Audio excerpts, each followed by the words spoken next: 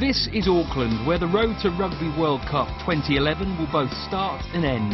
It will take a big dose of power, intelligence and versatility to do well, but who's going to be the ultimate champion?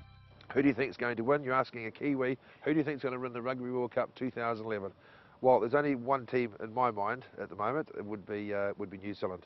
There are definitely going to be other teams that will be who can actually win it. I think the four teams. I'll give you the four teams. I think will get to the semi-finals, which will be New Zealand, Australia, England, and I'm going to go France. Coaches will be under perhaps more pressure than the players themselves. It's Martin Johnson's first World Cup as a manager.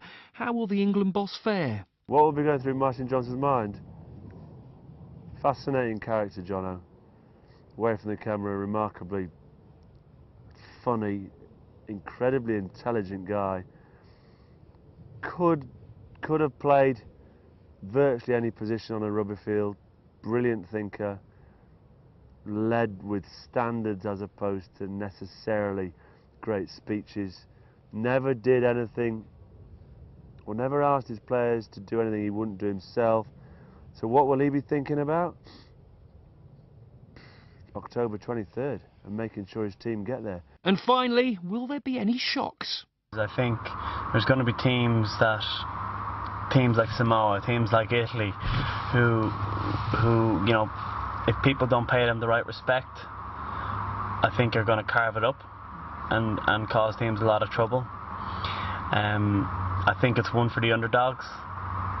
I really do. I think teams are going to be put into situations that they're not particularly used to. I think you need to watch out for two teams. Two teams will cause upsets. I'm thinking that I think Samoa could beat South Africa, and I think Fiji could beat Wales, and I think Wales could potentially, can't say potentially because that's quite sitting on the fence like. I think Wales will not qualify to the quarterfinal. I think some of the other smaller teams, and there'll be a star that'll emerge. He'll emerge and through this Rugby World Cup here, and we will actually do a post-mortem after it here. You'll actually, 3 or 4 of these players that we didn't know about before it will actually emerge as great players.